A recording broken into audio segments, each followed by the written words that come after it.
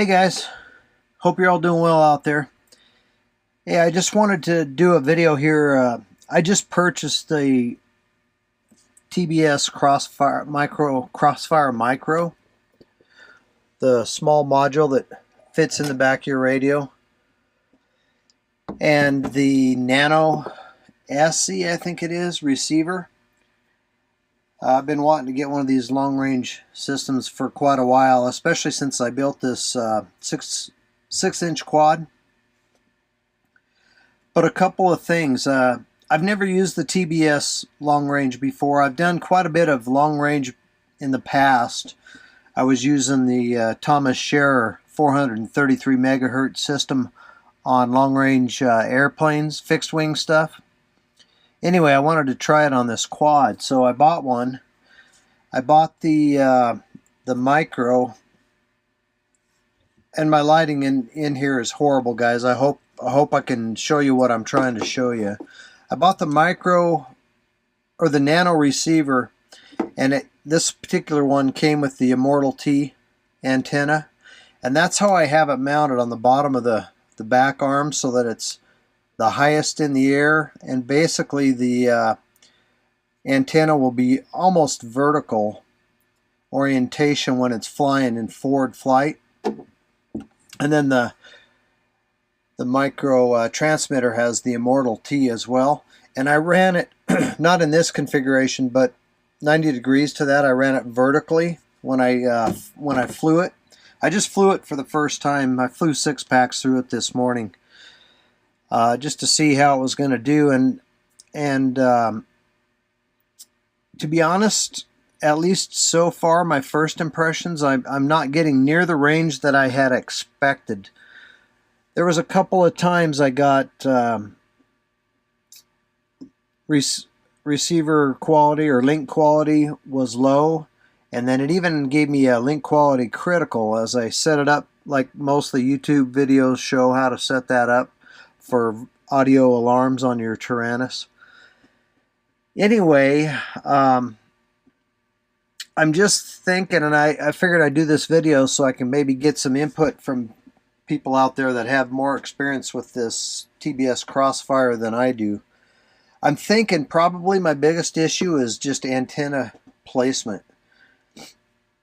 What I might do is place this antenna across the back. I've seen them mounted that way before, usually on the bottom so it's out of the way of the props, but across the back here like this, so it's kind of open to the signal here. And then this is the highest part of the quad when it's flying in forward flight, of course, right, because it'll be tilted up like this.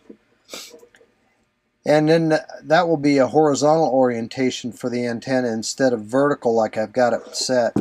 I really don't know if that's going to make much difference, but let me turn the radio on here, and if I can get it on camera, let me show you how I have the transmitter set up in the radio. Let me get to it here. So I've got set this without a glare. The micro transmitter, of course. And then this is how I have it set up. General, or the region I have set for open, I'm in the US, United States. I had it on 100 milliwatts, so that's the max power that this one is capable of. Dynamic power I have set to off. It's on the 915 megahertz. Op mode was normal. I'm really not sure what that is, to be honest, but that's how I had it set up. And then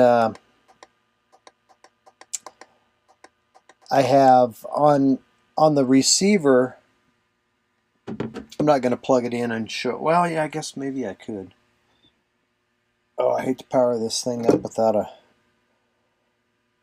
hold up, let me get a smoke stopper real quick here.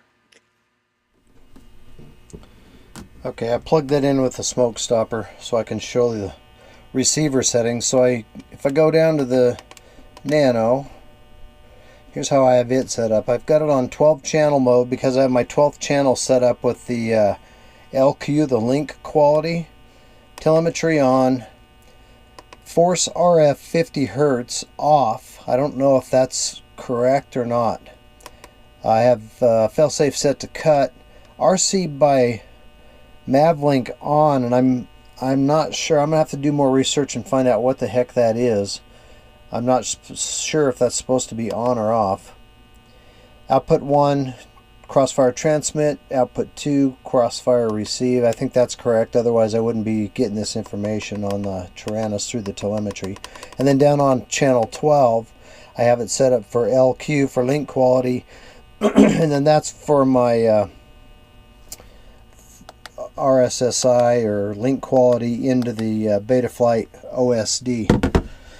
So anyway, I'm sure there's people out there that might be able to look at some of this info and find out what my issue might be.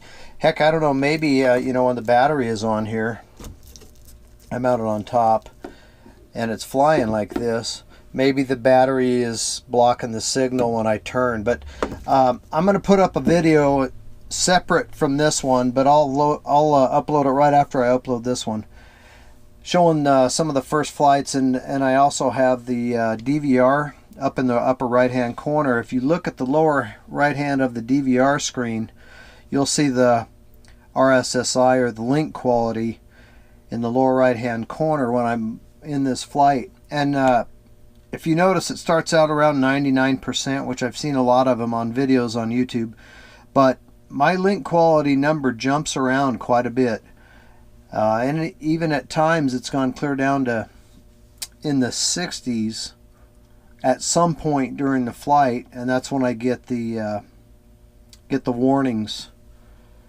the audio warnings on the Tyrannus. But anyway, hope you guys doing good out there. Hope you can maybe spot what I've done wrong or what I could do better, other than, you know, maybe moving this antenna, this Immortal T that's on the quad, somewhere else. But I'll post a couple videos showing flights with it. I went to a little bit different location, not nearly as scenic as the location by the reservoir, but anyway, I hope you enjoy the videos.